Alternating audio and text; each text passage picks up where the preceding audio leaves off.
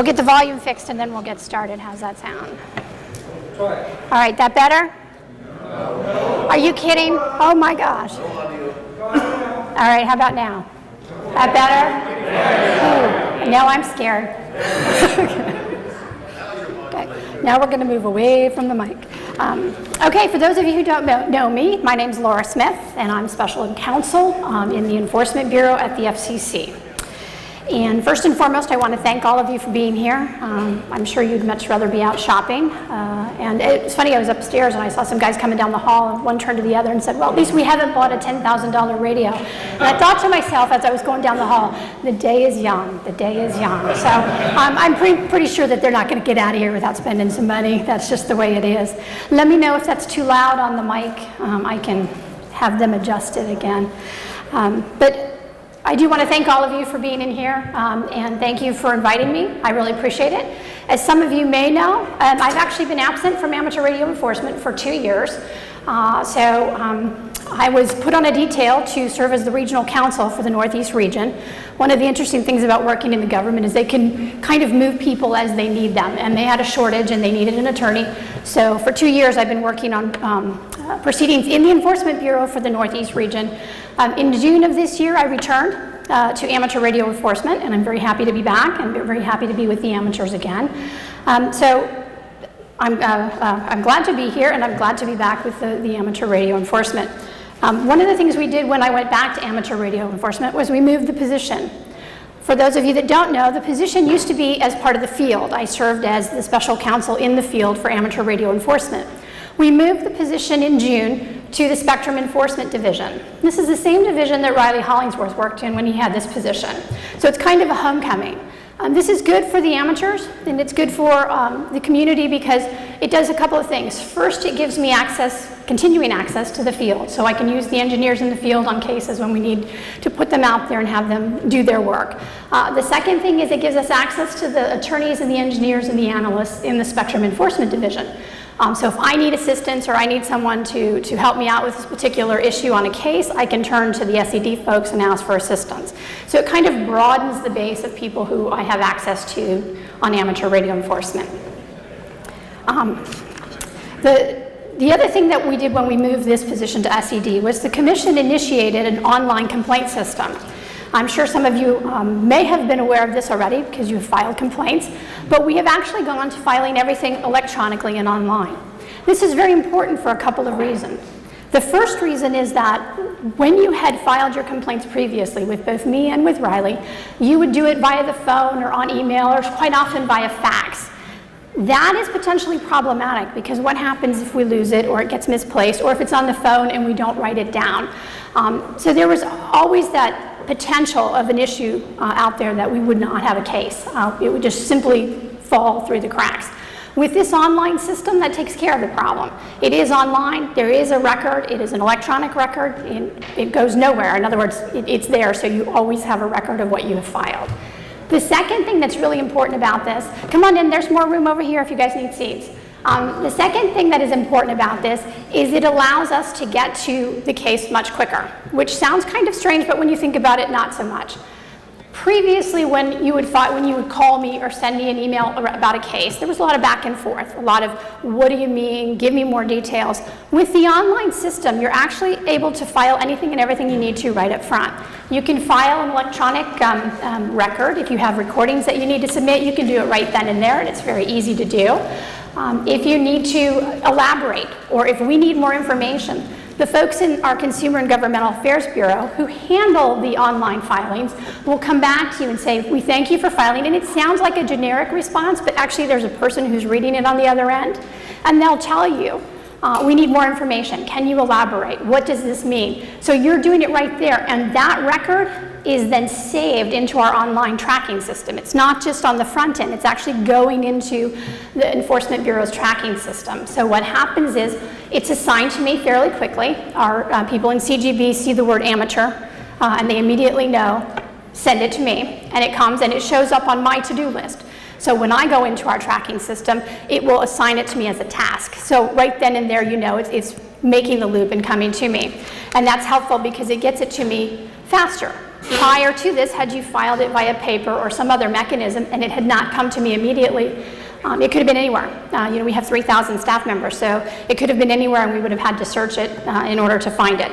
So hopefully that will make things move along a lot quicker insofar as getting to them and getting you a response. It may not be the response you want. It may be I need more information, or this is not actually a case that's actionable, but nevertheless it is something that will get it to me in a better process. All right, so what's going on in amateur radio enforcement since I've returned? Now, I only returned to amateur radio enforcement in June, so it hasn't been that long. But since I have been back, we've been doing a couple of things. The first thing that I want to note is I get a lot of RFI cases. And those are, of course, interference to or from an amateur from either a utility or a neighbor. And with the neighbor, it could be any number of things. It could be a television. It could be lights. I'm not sure if it's illegal in California for the grow lights and the growing of marijuana. I know, like if we were in Colorado, I would say it would, quite often it is the grow lights. Not all the time, but quite often that's what it is. So what happens there is we collect the information. By we, I say it's a collaborative effort. What I have you do is to go to the ARRL. You don't have to be a member. This is a service that they offer in conjunction with the commission. And you provide them with the details up front. And those details could be the nature of the interference, a recording so that they can listen to it and figure out exactly what's going on. It could be more information from you. When does it happen? Is there a pattern? What are you hearing? Have you spoken to the neighbor? This information is actually collected by a specific person at the ARRL. His name is Mike Gruber, for those of you who don't know. Mike is actually an incredible person. He is one of their engineers in the field, in the lab there, and he does a remarkable job. He can actually listen to your recordings and determine what the nature of the noise is very quickly and efficiently. You send him an email at mgruber@arrl.org, and he will respond to you and collect the data. When he gets that data, he then sends a generic letter out to the neighbor, to the utility, to whomever it is, and says, basically, you're causing interference. This is the nature of it. We are the ARRL. We can help you try and find a solution to it. Please do what you can to correct it. Now, as most of you who have suffered from RFI know, quite often that doesn't do much. So when that doesn't do anything, he then sends it to the FCC, to me. And Mike does actually not file his cases in our online system. He files them directly with me. We have a system whereby he comes to me with these cases. And then we will go ahead and initiate an actual case within the FCC system, and I will begin sending out letters. In the event I don't get a response, or the response is not something that is helpful, pound sand, or it's not my fault, or whatever the excuse may be, then we will refer it to the field, and that's where the relationship with the field comes into play. The agents will then schedule it as they can and go out and listen, determine if that is the source of the noise, and get it fixed. Now, as many of you know, part of the problem with RFI cases is that once you discover and resolve one source, there's quite often an underlying source that's completely different. And so it's very cyclical. It's not something that's going to be a one and done. You're going to have to do it over and over in order to get it resolved. But the process that we have in place is an incredibly efficient one with the league. So if you have an RFI issue, before filing it on our online complaint system, send an email to Mike Gruber at the league. Again, there's no fee. They do it as a result of an agreement they have with the commission. And you do not need to be a member of the league in order to do this. So go ahead and do that. File it with Mike, and he will collect the data and will initiate it. Right now in process, I have 8, which sounds like a fairly small number, but again, this is October. I got back to this in June. 8 is actually, fairly high, all things considered. So if you do have one of these issues, please do not hesitate to go to Mike and see what we can do.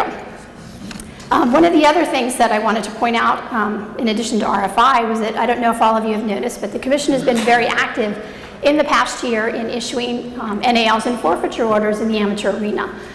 This year alone, we have issued over $60,000 in forfeiture orders in the amateur radio community against those amateurs who are operating outside the parameters of the rules, whether it be causing deliberate interference, playing music, making noise, any number of issues we have levied a fine against them for their behavior. Now, I need to say this right up front. Yes, one of those has involved an actor in California.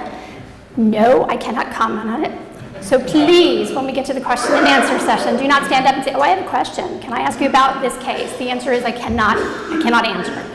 So know that the case is ongoing. Know that the commission is aware of the other issues with respect to this, not just this case, but this issue. We recognize it's a larger issue, and we will continue our investigation into this matter. Sometimes, maybe all the time, we don't get to it as quickly as you would like. But please understand we are working on it. We have not forgotten the issues, and we will resolve it ultimately. Which kind of leads me to my next issue, which is one of the things I tell people is I get a lot of complaints about, and we'll just call this guy Bob. Bob comes on and he's interfering, or he's causing noise, or he's just creating mayhem and violating the rules. So you get on there and you tell Bob, you're violating the rules, stop it. You have just become part of the problem. So please don't do that. We are aware that there are bad neighborhoods in amateur radio. There are very specific frequencies that people get on and misbehave on. Generally speaking, they all kind of hover together, so that's good for us and that's good for you, because then you can avoid that neighborhood. Don't go there. Riley Hollingsworth used to use an example, and I'm going to share it today because I always found it very amusing. If you have 3 roads you can take to go to work each day, and you take this specific one every single day, and every single day you get a rock thrown at you through your windshield. After about the 5th or 6th time replacing your windshield, don't you think you would wise up and take one of the other 2 routes? That's the same sort of thing I'm asking you here today, is if you know a frequency is a problem frequency, don't go there. You have now become part of the problem instead of part of the solution.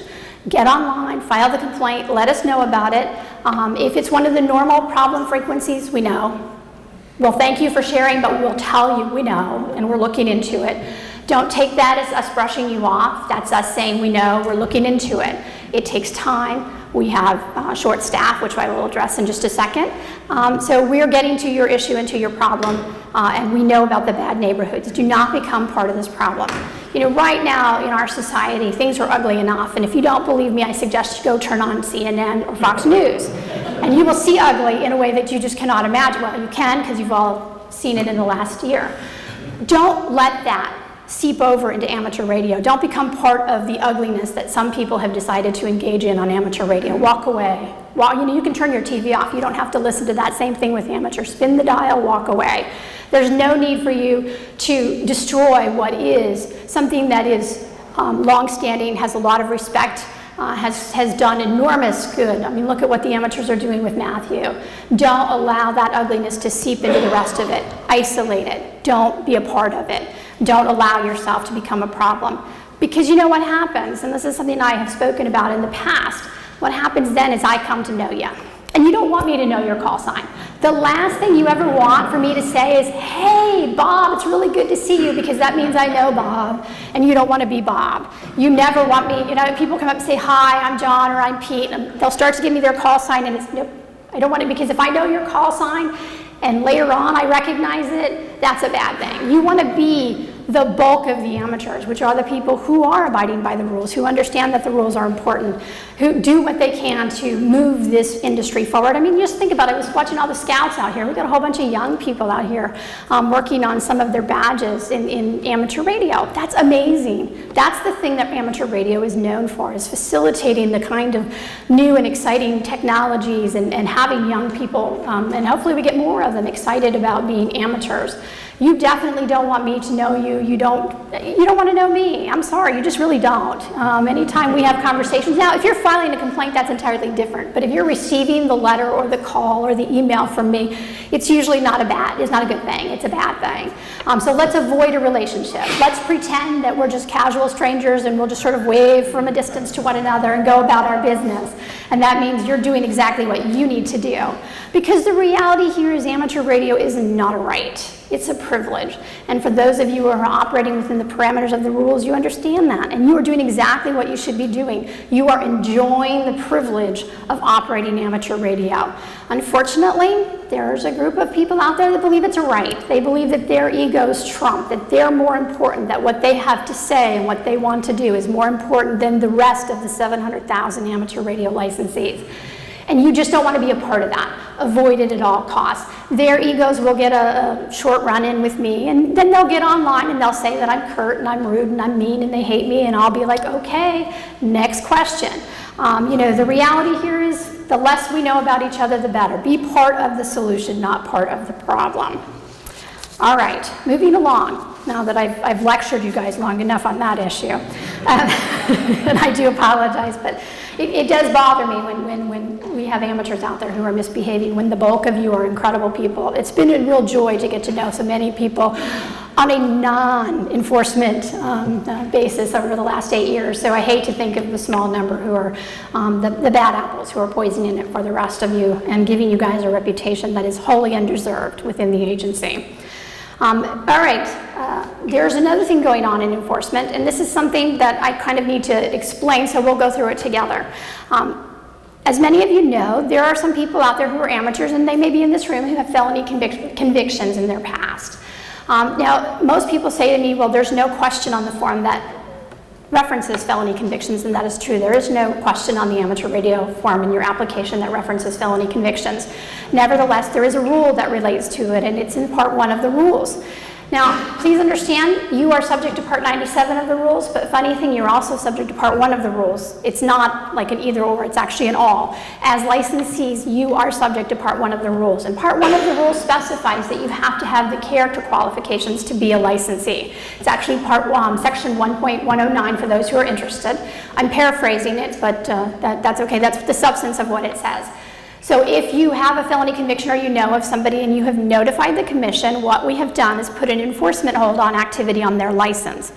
That means basically we have frozen them in place. They can't renew, they can't update, they can't get into another class if they wish to test and advance their class. They're on hold until the commission makes a formal determination as to whether or not they have the character qualifications to remain one of our licensees. There are a number of these people who are in this status. Approximately 300. But when you think of it, that seems like a lot, but when you think of that as a statistic compared to the 700,000 amateur radio licensees, that's a fairly small number. We understand that they've been on hold for a long time. So what we're doing right now is the Wireless Bureau is, as we speak, I got an email this morning letting me know that they're sending out letters to these people who have these convictions. They're asking them a series of questions. What's the nature of the crime, how long ago? And it's a fairly comprehensive letter. These individuals will be responding back. If you are one of these individuals or you know one of these individuals and they receive a letter, advise them to respond.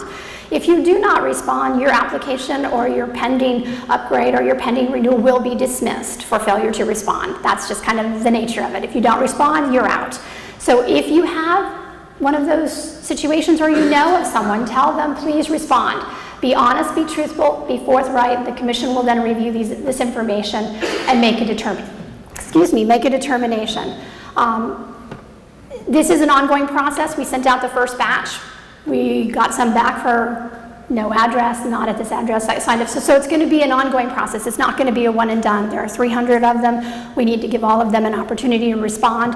Then we have to look at and analyze their response. And the Wireless Bureau is handling this. This is actually not an Enforcement Bureau issue. This is a licensing issue, and the Wireless Bureau handles your licensing.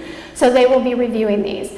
For the rest of you, what does this mean? This means pretty much nothing, except if you come across somebody and you're looking them up on QRZ after you've had a conversation with them and you find that they have an enforcement hold placed because of their felony conviction for some other reason, that does not mean that they cannot operate. And in fact, quite the opposite. The rules very specifically state during the pendency of their application, they can indeed continue to operate just as they always have, as long as they continue to comply with the commission's rules. So for you, that means if you look them up and you see that, you just send them your card and go about your business. It doesn't mean that they cannot operate. So avoid getting into the back and forth of, well, you can't operate, well, you can. The reality is that they can. The rules say that, and they're doing exactly what they should be doing. And hopefully, if they get this letter, they will be responding to the FCC, and we will get this matter closed for them, and things will move on. All right, let's talk about some things that you may have heard in the press recently. Yes, it is true that the FCC will be closing some offices. In January of 2017, the FCC will be closing 11 of its field offices. I'm going to read, I was looking for the list here so I can read it to you. And I will read you the list of the 11 offices that will be closing. Some of them will be impacting your area. The offices that will be closing will be Anchorage, Buffalo, Detroit, Houston, Kansas City, Norfolk, Philadelphia, San Diego, San Juan, Seattle, and Tampa. There are 11 of them. Now, I know that that brings a lot of nervousness to people when we talk about closing offices and not having those field offices available to you, but a lot of good things have been happening in this, during this process. And one of the things that has been happening that has been really helpful is that the field has reorganized itself. We currently have a new field director. His name is Charles Cooper. Charles came from our Los Angeles office. He was the district director out here in LA, or well, a little bit south of you, but nevertheless out from this area. He and his family moved to the Washington, D.C. area this summer, and he has taken over as the new director of the field. In addition, we have 3 new regional directors. The regions have been redistributed. Region 1 is essentially the East Coast. The new regional director for Region 1 is David Dombrowski. David was formerly our DD of our Philadelphia office. He's been with the commission for as long as I have. We started within a week of one another, so for about 25 years. And he's a great engineer. He was in Philadelphia, and he has recently moved to Columbia to head up Region 1. In Region 2, which is essentially South and the Midwest region, we have Ron Ramage. Ron was the district director of our Kansas City office, sorry. And he and his family moved to Atlanta, and he will be heading up Region 2 from Atlanta. In your region, and directly affecting you, is Lark Hadley. Lark comes to us from outside the commission. He has been very involved as a broadcast engineer, and he is a great guy. He will be stationed in our Los Angeles office and will serve as the regional director for Region 3. Now, there's no change in your local office here, San Francisco. David Hartshorn is still the DD in charge of that, and you cannot get a better guy than David. For those of you who have had the distinct pleasure to deal with Dave, you understand. We're talking about an enormous amount of experience and expertise. So that is not leaving. There are 2 closings that might affect you. That would be the San Diego office, but most of our agents are working now out of the LA office and our Seattle office, and we're doing some work with the Portland office to ensure that consistency remains. But remember, no matter what happens, the amateur community will go forward. You guys have a very strong community. You have solid rules. Those rules aren't going to change, and you guys have an incredible ability to self-police. And speaking of self-policing, I want to go on to the other area in which we're working to sort of ease some of the concerns about closing our field offices. And this is something that is very near and dear to me. This is a project that I'm going to be working on with the ARRL for the next several months, and it is a very important one. And this is the revamping of the OO program. As many of you know, the ARRL has a fabulous OO program currently in place. However, we're going to be redoing the entire program. They're going to be working in conjunction with the Commission on this rewrite of the program, and we're going to use the OOs to assist us in the first order of investigations because we are going to be short-staffed. When you close offices, unfortunately, there is a reduction in the workforce. And despite the efforts of moving the agents around, there will be a shortage. So we're going to step into that gap with the OO program. We actually have begun the process. We've had the first meeting. We are hoping to roll out the new OO program in January, and it is going to be an incredible one. Dan Henderson of the ARRL, in conjunction with myself and David Dombrowski, the Regional 1 Director, as well as Chris Imlay and Riley Hollingsworth, an old and familiar face, are all going to be working on putting together a program where the OOs can serve as the first line of defense. What that means is they'll be listening and recording and providing me with that information directly. That will allow us to be more, have a bigger handprint in the amateur radio community because I'll be working more directly with the OOs and getting that information to the field so that we can follow up with investigations. Now, as I said, we're actually hoping to roll this out in January. So the next couple of months will be fairly intense. We'll be rewriting the OO manual. We will be working on the new group. There will be a whole new group of OOs that will come in that will be dealing specifically with this type of issue. So if this is something that interests you, certainly keep it in the back of your mind and know that this is something that the Commission views as an incredible asset In the existing program as it is also an amazing asset. We just kind of need to expand that a little bit because of this shortage.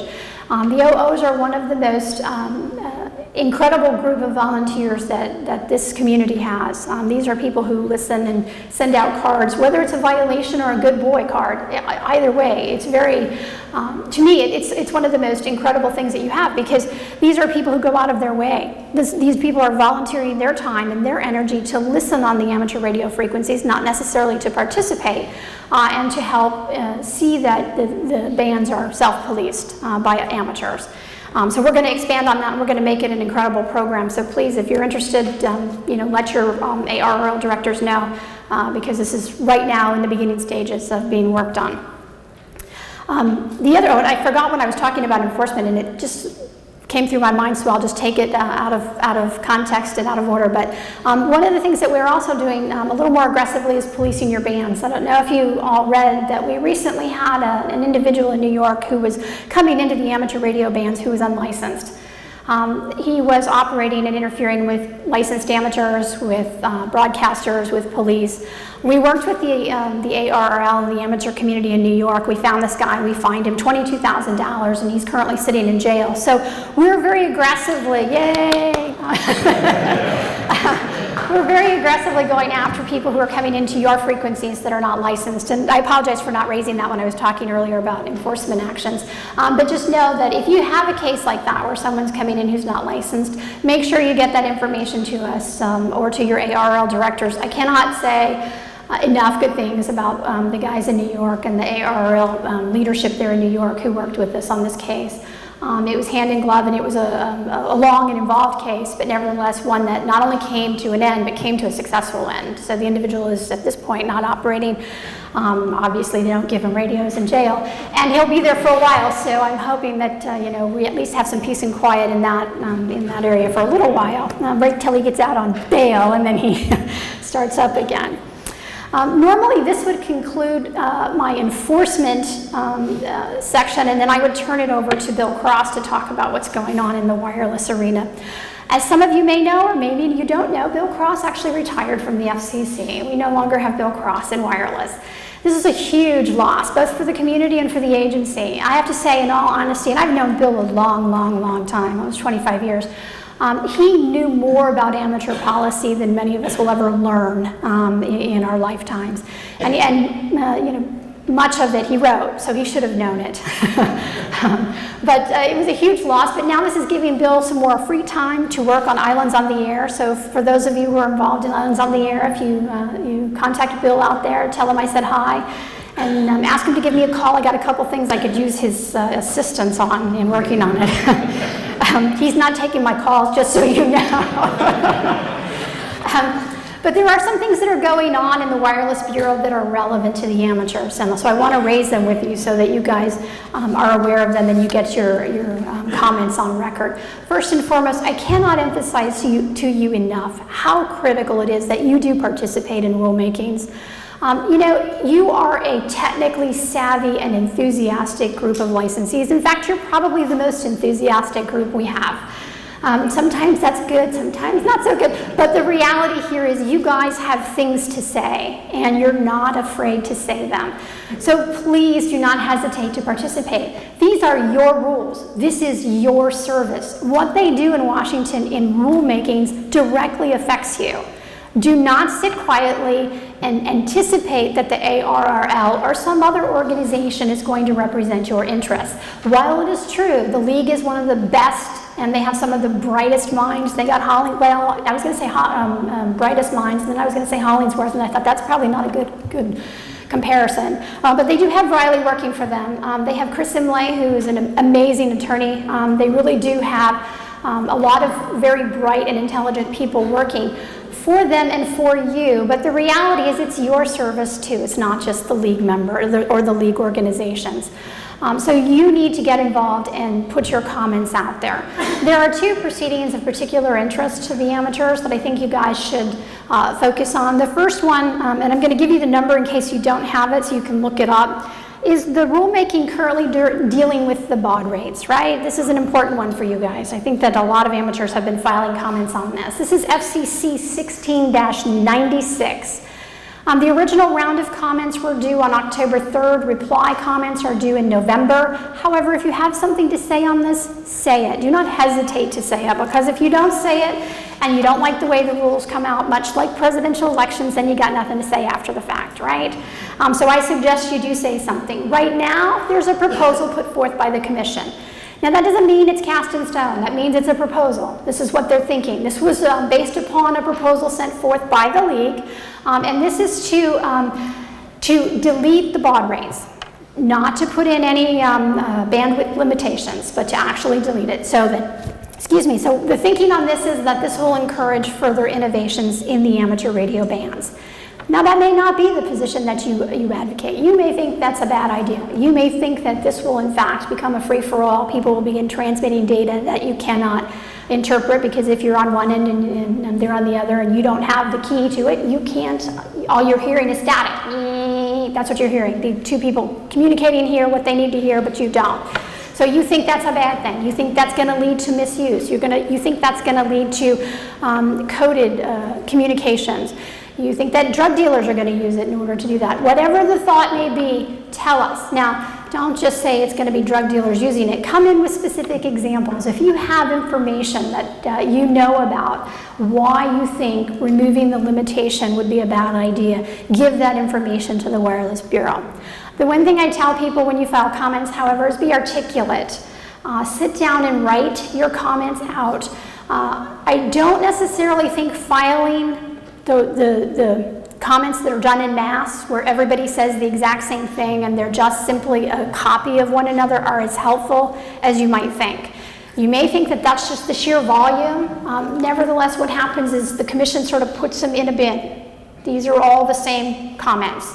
And what you have to say is not necessarily being heard as loudly as it would if you, in fact, filed your comments separately and put your own thoughts into it. Make sure when you file, however, that what you have to say is something that is relevant to this particular proceeding. Do not file this proceeding and say, you know, amateur really sucks after you guys did away with the code. Don't do that. Don't file those comments, because that's not this proceeding. That proceeding is done. It's long done. We hear about that all the time. We'll have a proceeding ongoing and people will come and you destroyed amateur radio by, yeah, okay, but that's done. File your comments on this proceeding, be narrowly focused, be articulate, and be intelligent. You know, one of the things I get quite often when I get phone calls is I pick up the phone and people are screaming on the other end. I get that you're frustrated and angry, but you know what happened the instant I heard that? I turned it off.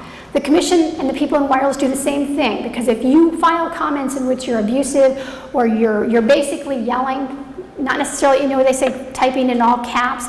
It's the same thing. If you're typing your comments in all caps, and you actually don't literally have to do that, but that comes through fairly quickly. If you're typing it and you're angry and what you're saying is simply a matter of venting your frustrations, your comments will not be taken legitimately. They then become sort of in the crazy pile. And you don't want to be in the crazy pile. That's where the guy with the tinfoil hat is. Don't be with the guy with the tinfoil hat. So when you come before us, make sure you have your comments laid out concisely and clearly. I know this is going to be a fairly contentious proceeding.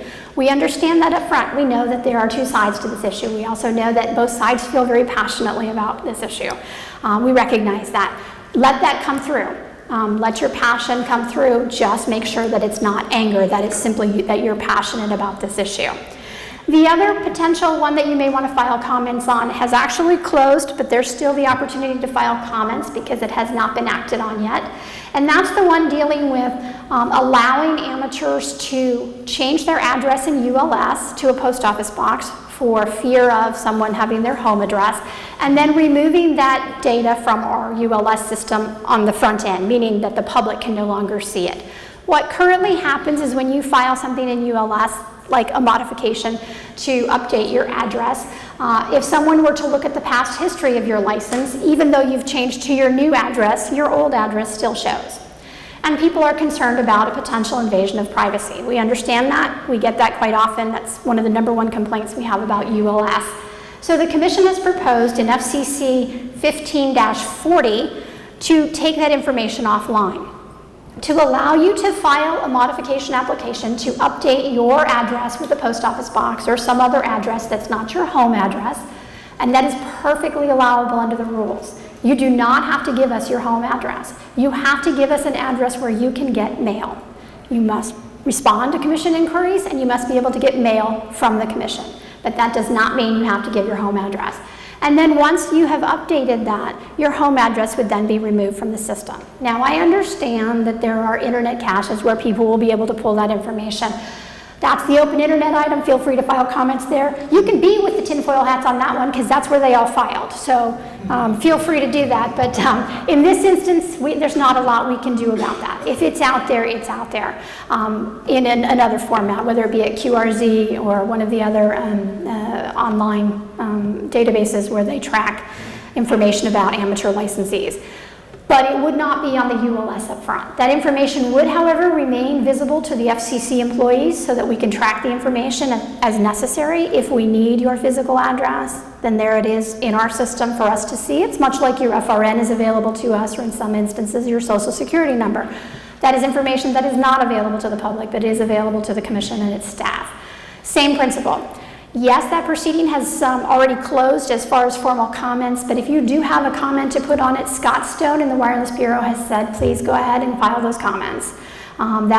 Scott is he was Bill's supervisor. He's the deputy chief of the policy division in wireless. He's the person upon whom all the amateur matters now has fallen.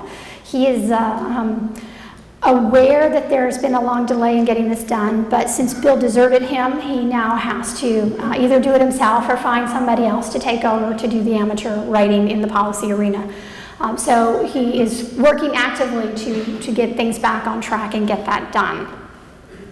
On that note, I will simply tell you that we're going to open it up for questions and answers, but before I do that, I wanted to tell you I have worked with the amateurs for almost 8 years now, and I have very rarely in my career met a more interesting and passionate and exciting group of licensees.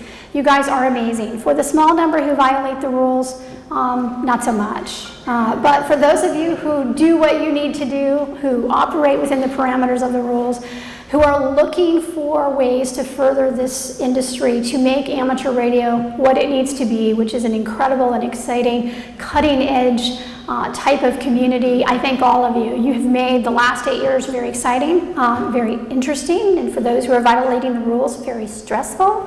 But nevertheless, it has been an incredible experience, and I do appreciate it. I'm very happy to be back among the amateurs and working with this community, and I look forward to moving amateur radio forward, because you know the magic of amateur radio is amazing. How often can you tell people you can bounce signals off the moon? I mean, that's really an awesome thing when you think about it, and that's something that you need to be out there telling those Boy Scouts. And if you haven't had a chance, they're wandering around, please say hi to them and encourage them.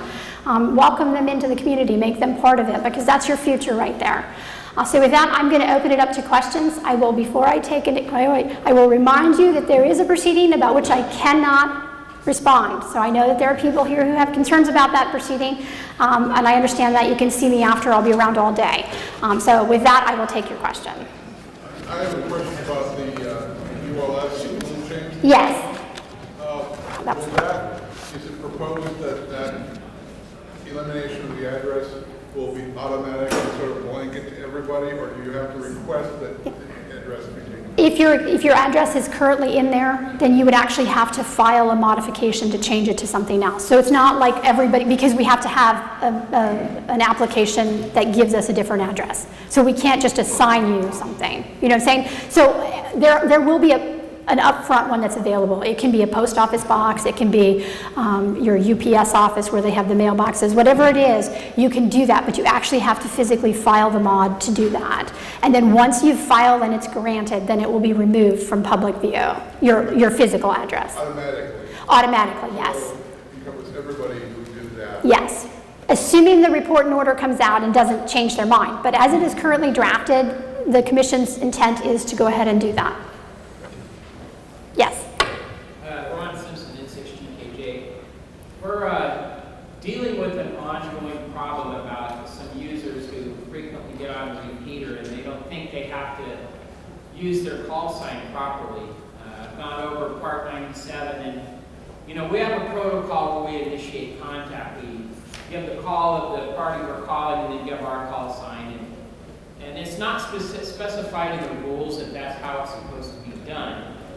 The rules only state that you have to use your call sign every 10 minutes and then close your QSO with the call sign.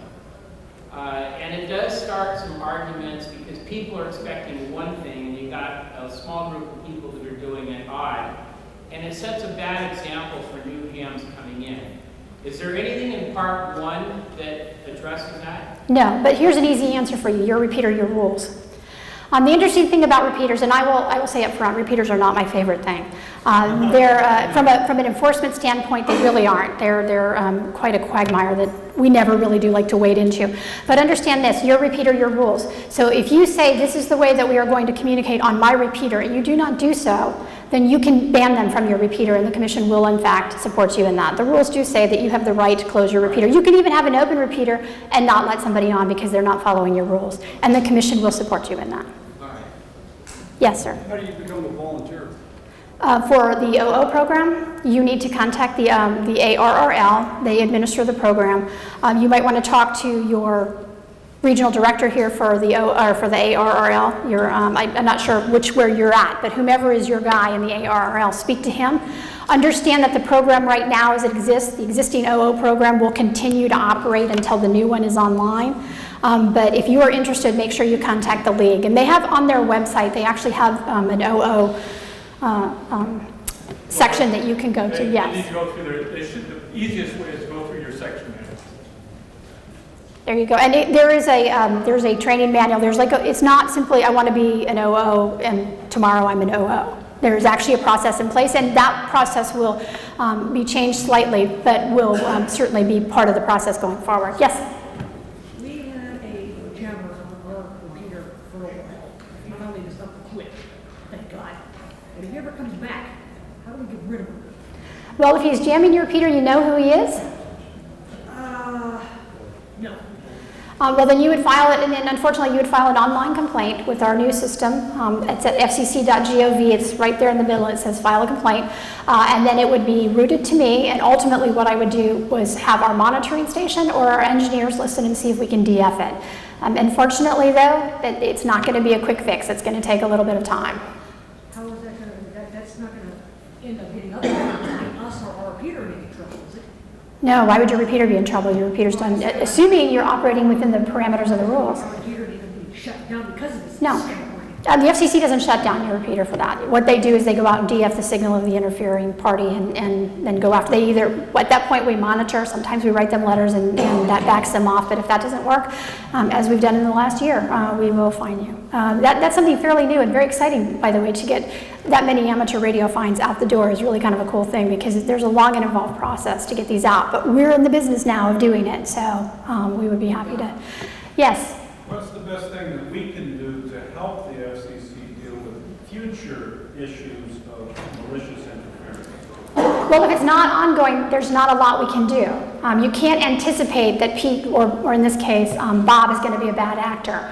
If I had a crystal ball and I could do that, trust me, I would show up 6 months in advance and take care of the problem because it's an enormous headache for me to have to deal with it.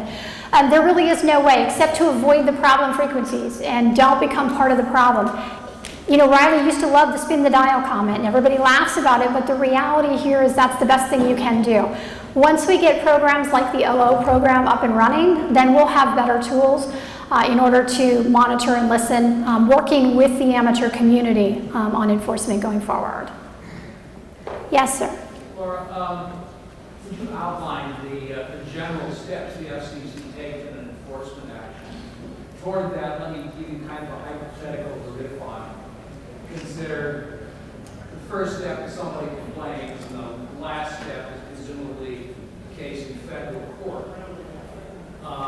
For a hypothetical, say the person in question to various communications either doesn't reply or says something along the lines, you have no jurisdiction, go away. That sounds awfully familiar. I'm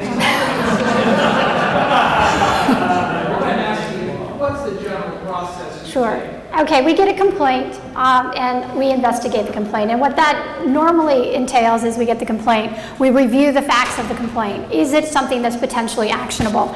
Now, And I say that, and people say to me, what does that mean if they're interfering that's potentially actionable? And the answer is, well, it could be a one-off. It could be a contest. Please don't file interference complaints on contest weekends, because that's a one and done, right? On the contest weekend, everybody's behaving like crazy lunatics.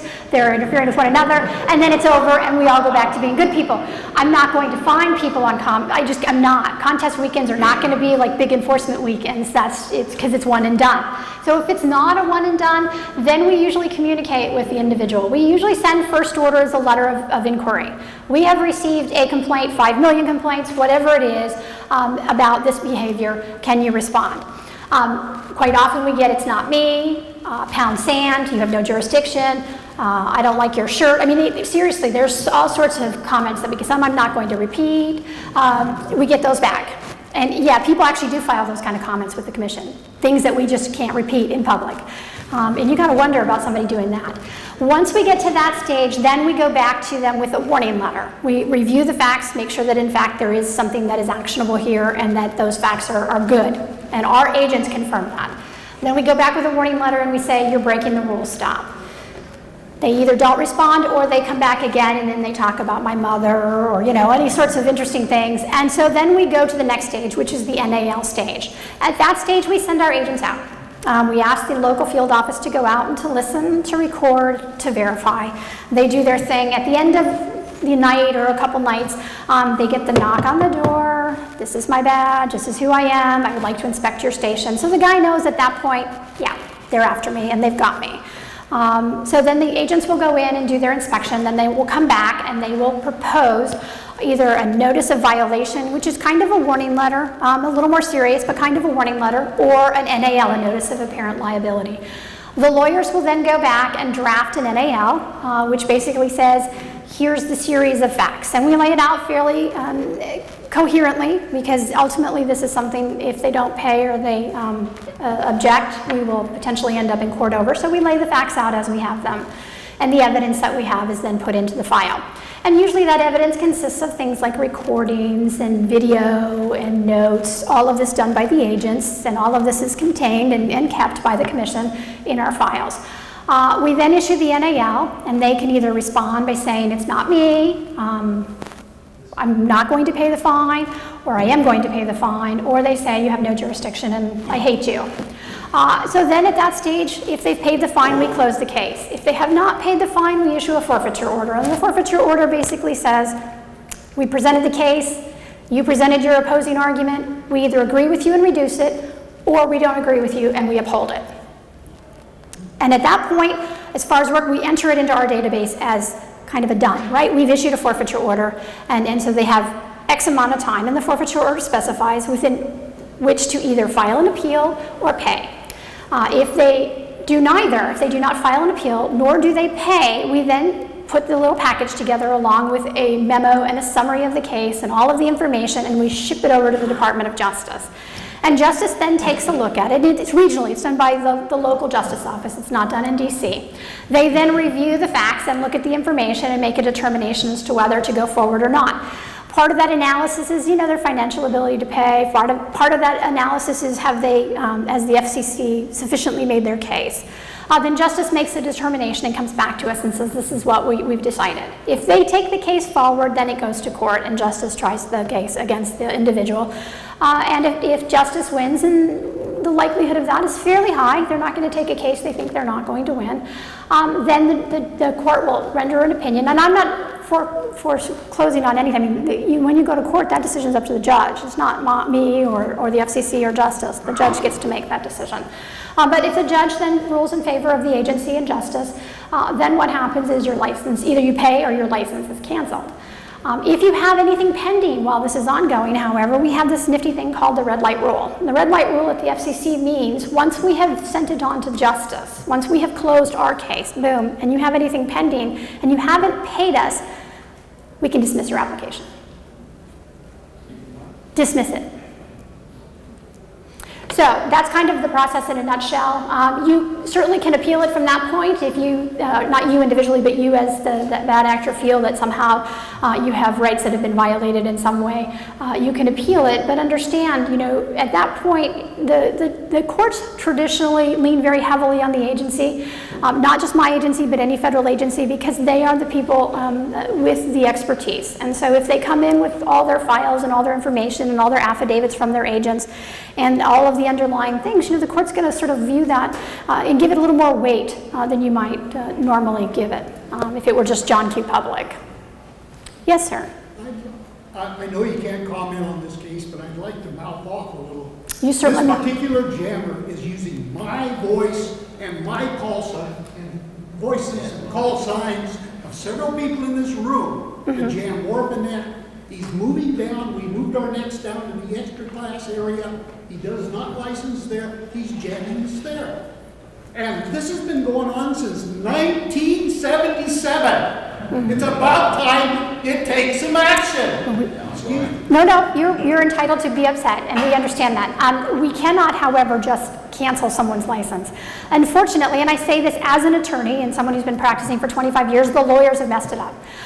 The reason is many people say back in the day, and the answer was yes, back in the day we could. The FCC had quite a lot more authority in that regard. They could come in and take licenses and do things like that. But then the lawyers took the agency to court, and the courts have said there is a process that you must go through. And unfortunately, it's just not as simple as, I get a lot of emails that say, can you cancel Pete's license? And the answer is, I would love to. There's many an instance where I would love to cancel. I don't like Pete. I think Pete's a bad actor, and I think we should just cancel his license, but I can't. And the reality, and this is really hard to hear, and I'm just going to say it front, I am sorry for saying this, but the reality is you don't want me to have the authority to cancel Pete's license, because I have bad days. And I come in, and my kids have made me furious, and I am looking to take it out. And Pete may not be a bad actor, but I am not in a good mood. And if I had the authority, I would cancel Pete's license like that. And I would go to my kids and say, this is what happens when you make mom mad. See what happened to Pete? So you don't want me to do that, okay? What you want is a process. I get that the process is drawn out, and I get that this is insane. There is no question, and all of the commission staff recognizes this, but we have no choice but to go through this. We have an Office of the General Counsel who monitors. I can't even publicize letters of inquiry. We used to put them out on the website, and I send out tons of those. And people say, what are you doing in enforcement? I'm writing letters every day, but I can't put that information out. Why? Because someone filed suit. Invasion of privacy. So there's nothing, you know, it's just the lawyers have messed it up. And I do it. And both myself and my husband are attorneys for the FCC, and we've managed to mess it up. So, and I apologize. And I do know, I really understand the frustration and the anger. I have heard the tapes. And let me tell you something. Everybody in my management has heard the tapes. And we are appalled at the things that are, there is no excuse for some of the things that have been said to and about people. That is unconscionable. This is a classic example of what happens when something goes wrong. So please understand, we are I can't even, we've had discussions where people have said, are you kidding? Did someone just say what I think they said? And the answer is yes. And that there's no excuse for it. So we are working on it. You had a question over here, yes? I was curious to see if the process going after somebody who interfered in the amateur radio frequencies is the same with the process going after for somebody who is interfering in commercial frequencies. No, it's actually different. And the reason it's different is that it's longer in amateur radio. You have me. We have almost 3,000 employees. You have me in the amateur radio community. And then the rest of them are working on other things, especially commercial. And public safety, they also get immediate response. Does the FCC prosecute directly people going after commercial? Yes, if someone interferes with commercial frequencies, you'll get a response from the agency within a week. If you interfere with public safety, you get a response within 24 hours. Yeah, we take it very seriously, guns and hoses, yes. Does the FCC have the ability to go and repossess a radio station if the guy? It's called an in-rem proceeding, and we do have the ability to do that. However, there's a process for that, and we have to go through, we actually have to file an affidavit through justice in order to do that, because what happens at that point is we activate the U.S. Marshals. We don't. We go out with, but we don't go out because we're not a police entity. We are simply a regulatory agency. And what happens is, if you're operating illegally, and usually it's pirates that we go after because it's an operating illegally without a license. If you have a license, there's an administrative process that we have to go through. If you do not have a license, you do not have those rights. So it's pirates or people who are interfering with licensed frequencies like the guy in New York. And then we file an affidavit through Justice. Then we go with the U.S. Marshals out and we take the equipment. We then keep the equipment for a period of time, and at the end of all of that time, assuming the judge hasn't decided to give, when we take as much as we can. So if you're a pirate radio guy, we come in, we take all your computers, etc. So you file a pleading with the court to get some of it back if it's not directly related to your violation. And then at the end of all of that, we destroy the equipment. We have what we call equipment beating parties where we take hammers and things. It's a great way to get your stress. I'm telling you, after a week of amateur radio enforcement, I'm out there kicking and beating. So yeah, so we do have it, and they're called in-rem proceedings.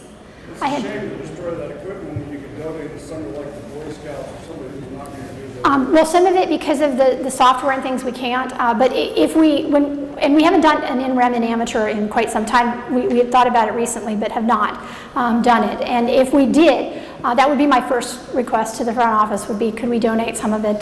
There's a lot of also museums and things out there who would be willing to take some of the older and more prestigious equipment. So I had a question over here in the back. Yes.